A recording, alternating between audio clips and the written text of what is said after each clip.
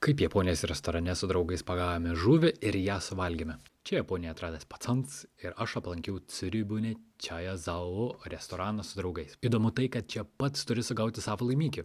Patinka ar nepatinka žvejyba ir žuvis, nesvarbu, nes tikrai sutiksite, kad šie restorano Japonijoje idėja yra tikrai geniali. Šiame restorane yra dvi didžiulės valtys aplink vandenį, kuriame plaukėja žuvis. Darbuotojai suteikė meškerę su masalo, o tinklas buvo pritvirtintas prie laivo šono.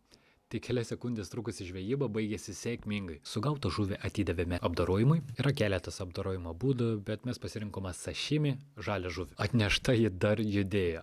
Be žvejybos nuo stalo taip pat galima papramogauti žvejybą be masalo. Viską, ką pagauni, gali paduoti padavėjui, kad jie paruoštų ir atneštų ant jūsų stalo. Iki apsilankimo šiame restorane dar nebuvau girdėjęs ar matęs tokios restorano idėjos. Šį restoraną rasite Tokijoje, aplink Nagoje bei Osakoje. Ačiū, kad žiūrėjote Atrask Japoniją. Džane!